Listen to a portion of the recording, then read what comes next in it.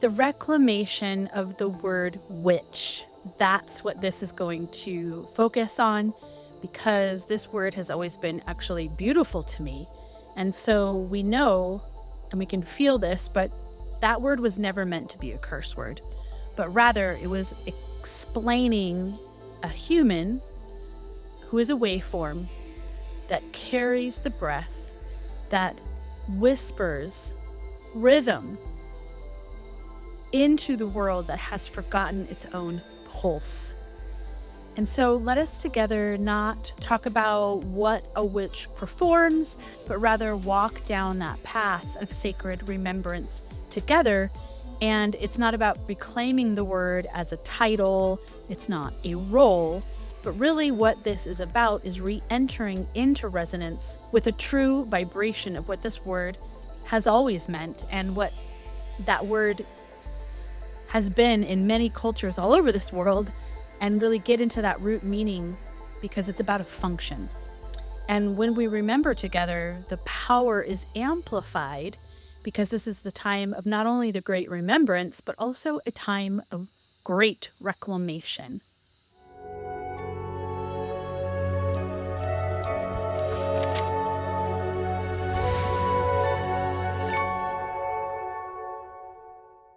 Hi, I'm Natalie Viglione. Welcome to Awakening Magick, and I'm the creator of Awakening Magick, and I'm also the co-founder of Forge and Flow with my husband, who is named Mark.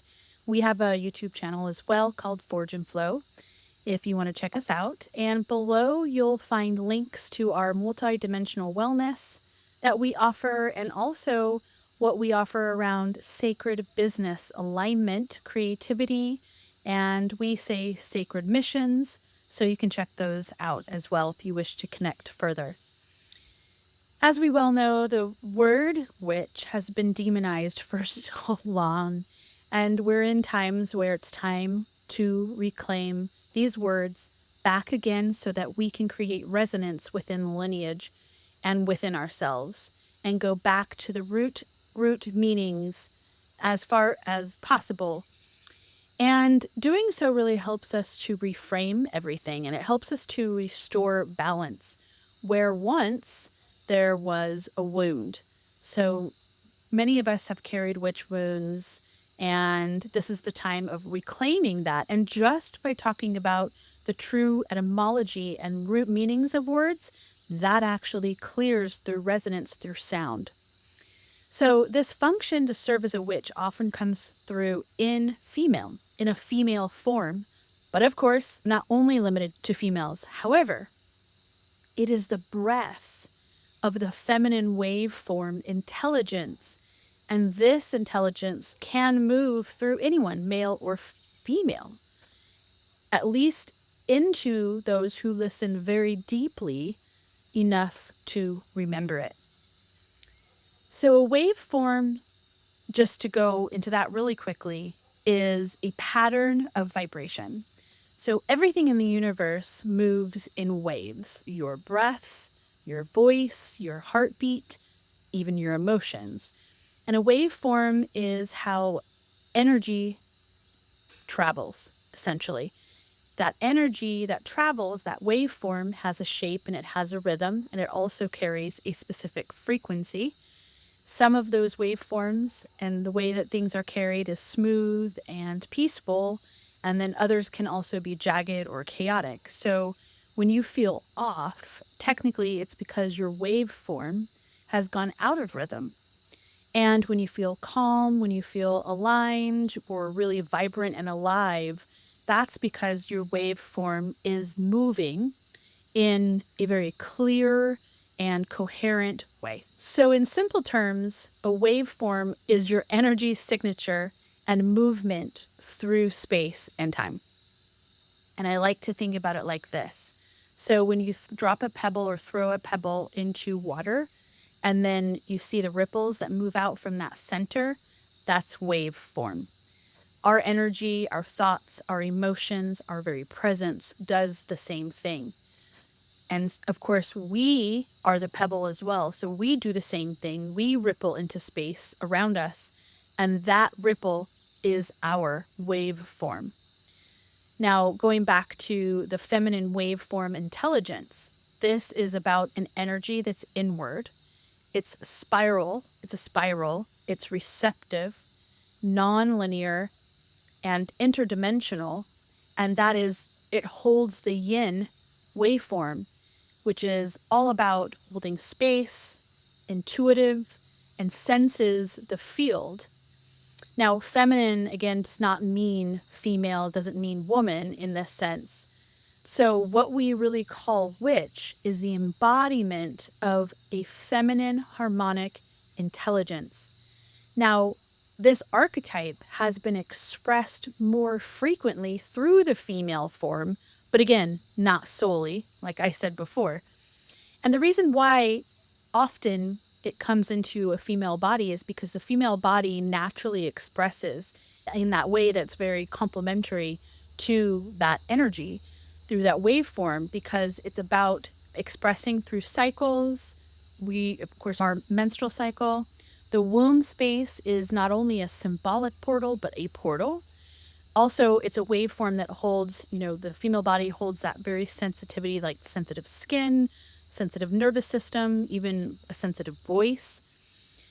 Now, interestingly, I have this lovely little compendium that I've held for a long time, that I've had for a long time. It talks about all the ancient languages, and you can really map the word witch all over the world in some form or another. And what I began to see as I was doing this research for many, many years is like what happened and then how the word became demonized. The original etymology of witch is actually, of course, beautiful. It means wise, it means a seer, it means to bend or shape reality. And this is often that shapeshifter word that we've heard, but it's not about shape shifting. It's about being able to bend or shape reality around. Now, through this little compendium that I have, it's called Names of the Witch. You can traverse the world around that word and how that word was in some form in all of these beautiful tones all over the world. And of course, it kind of has become known as witch. Now, all of the words all over the world were always about talking about spiritual gifts, powers of what we call prophecy, herbal wisdom, holding wisdom from other realms, even, and so much more. Chanting, sound, breath, all of these beautiful things related to this archetype, this lineage. Now, there's an old Celtic root, which is W-E-L, and that means to see. So then you can go into Russian and Slavic, and that root is W-E-I-D, and that also means to see, which connects into these root words, and all of these forms connect into these similar threads to see. And so then you start to build a bigger framework of what witch as a function really was all about. The meaning holds deep, deep etymology from as you weave it through all the places as a poet or a seer. And interestingly, what was noted in Gaelish, there's a word Uidlua, and it said Widai, and this means basically a female bard or poet. So this begins to meld even with lineages that we've called druids, and connecting into that whole story and weaving that even into, well, basically all of the shamanic lines or lineages from around the world. Again, just using different names, but same function. So there's this story of the 9 priestesses or the 9 druidesses of the Isle of Senna. This is actually a Celtic, ancient Celtic, we could say even the ancient lineages that came from the region that used to be called Albion. Albion was the word that held Scottish, Irish, English, even Germany, France, Belgium, Wales, all of these, all that. It was a huge region known as Albion. So this story comes from there. And so the Isle of Sena, or Sina, was a small island off of the west coast of France. And so in this story about these 9 druidesses, there's an inscription on a plaque near a town in France.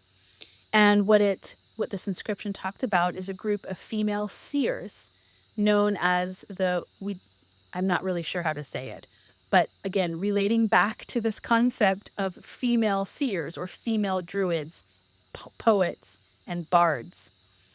And then in Irish, the Ban Druid, this means a druid woman. And this is noted in a lot of different things, and I actually have learned a lot of that from the Celtic Druid Temple in Ireland as well. And there's also a book called the Book of Leinster, written in 1906, that talks about this as well. So that story is really fabulous because it actually, holds like a physical inscription of these female witches or druidesses or poets, seers, same thing.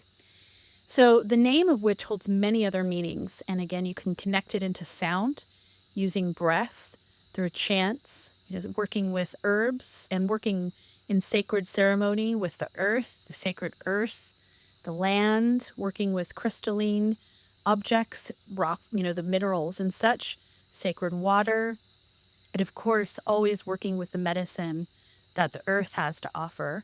And so all of this weaves into other aspects of being a seer, because the dream journeys are often a common thread and is a common spirit power mentioned all over the world in relation to this shamanic lineage, which when we are speaking of the archetype of a lineage, we can talk about the aspects around the lineages from each different culture being called something different, but all weaving under this same quote unquote witch function and connected into the dream journeying, the seeing into other realms.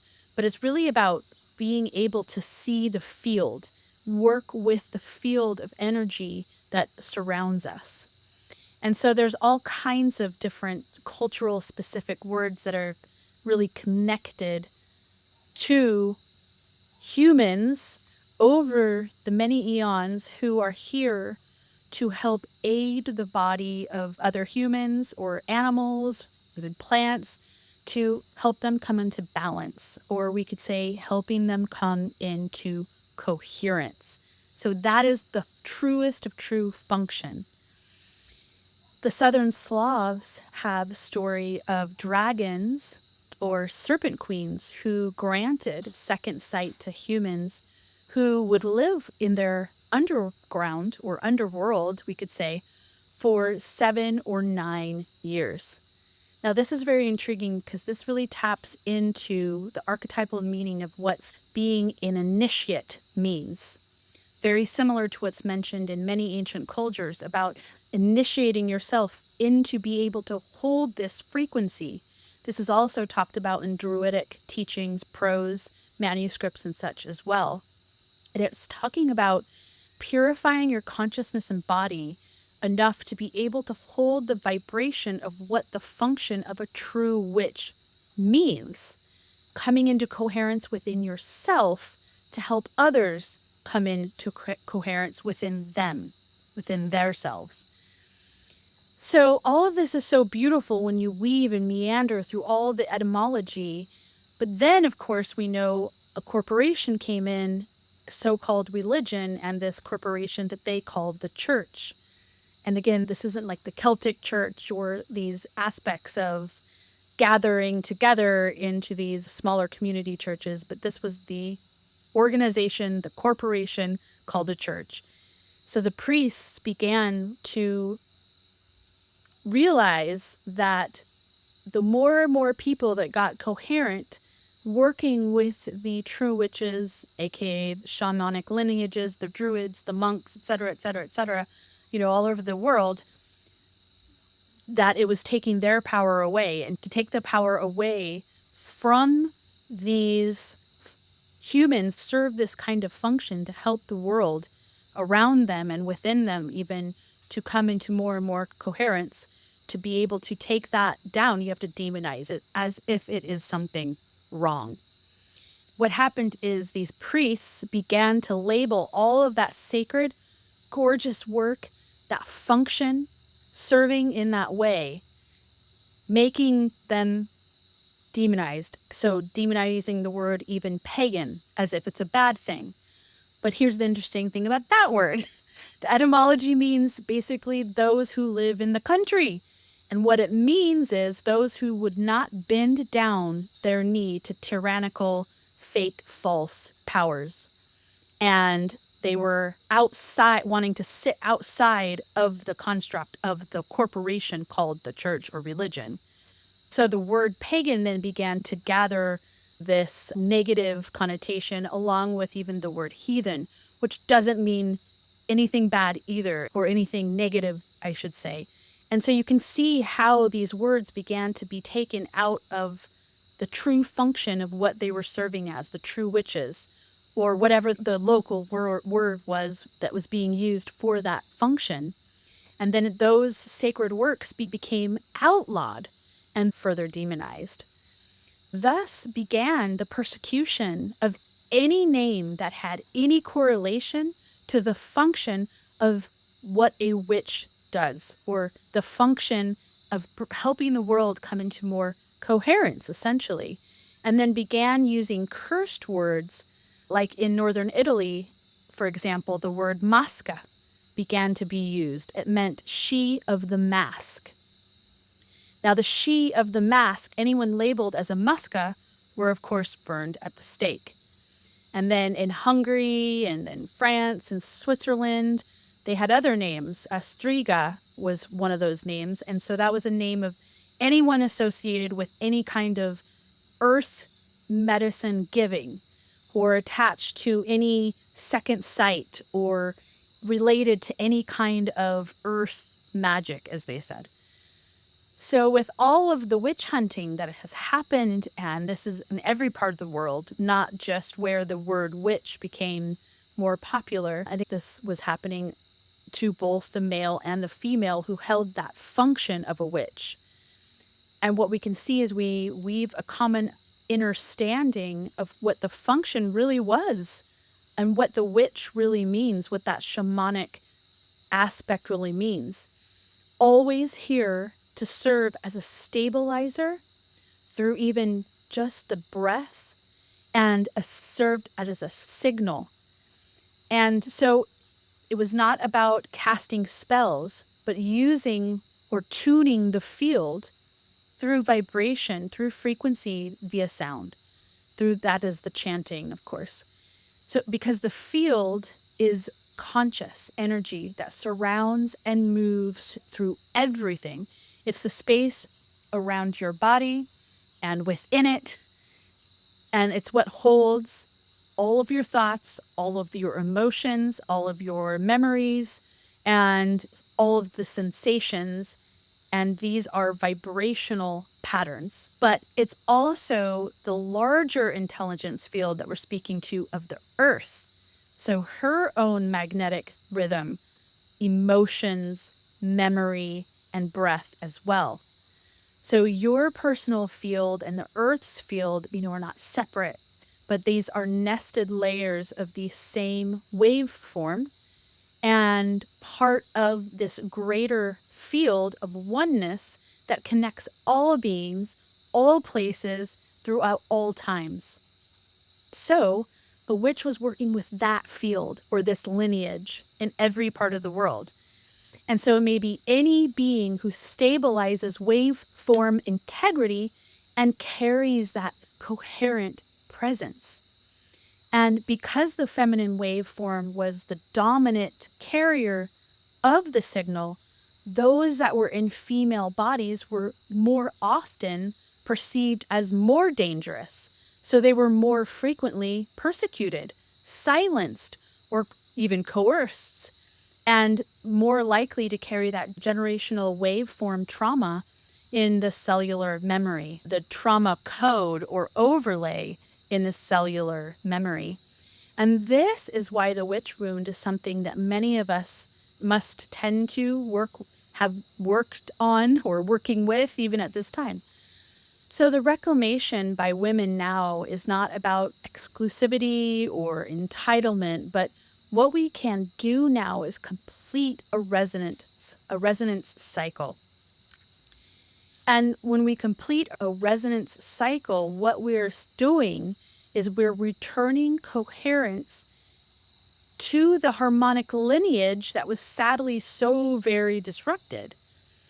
And being a witch today it's not about the tools, it's not about the titles, but it is about walking that path of initiation again, which actually I speak of and is the work that I do in the multidimensional wellness framework.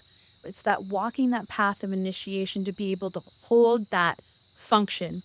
The initiation is about attunement. It's about presence. It's about restoring coherence. And so, witch is not who you are or who we are per se when we feel that absolutely in our field, in our awareness, in our presence, but it's what your presence does to the field. Because again, that field, this field, is conscious energy that surrounds and moves through everything. It's the space around your body and also within it.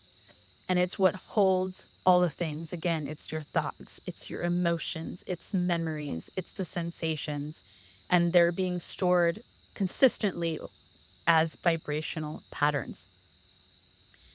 So if you've ever felt the world go really quiet when you walked into a room, or the air shifts when you speak on things like the elephant in the room, or you talk about emotions that are buried really deep in others, or you feel the grief in your chest when you see or hear someone forget their own light.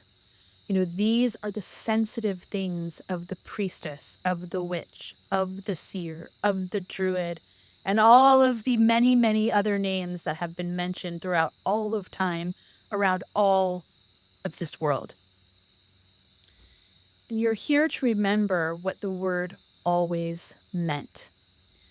Let the reclamation through resonance begin, because it begins with us just by speaking on these things.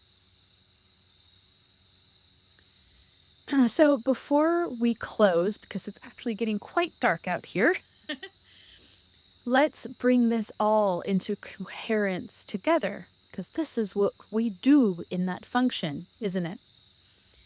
Which is not a title, so we can move past these kinds of identities, but rather it's a function of resonance. Your waveform is your signature vibration in space and in time. And the feminine waveform intelligence flows through all who remember, and that is regardless of form. The field around you is alive, it's responsive, and it's always listening. So you don't need to reclaim power as much as you and we all together are here to restore coherence from within our own fields first, and then holding that space for others to feel safe enough to do the same. So let the memory return through your very breaths, not belief structures or what someone else tells you. So let's close our eyes together just for a moment.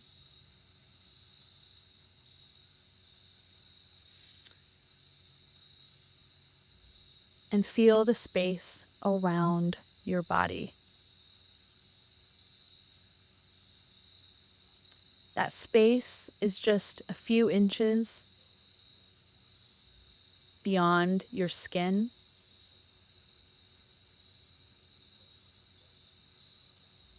And this is the field.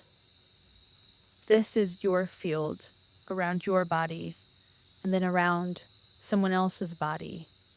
around the earth's body. And the field remembers more than your mind remembers. So just breathe into that field lightly, gently. Now take a moment to whisper your name as a tone.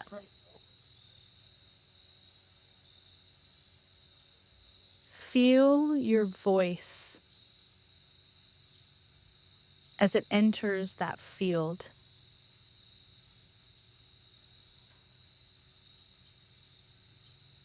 And then let that tone ripple. Let it remember. This is resonance, and this is what you carry. Thank you so much for watching, and I will see you in the next video where we're going to unpack more things around the reclamation of not only the word, but the lineage of the witch.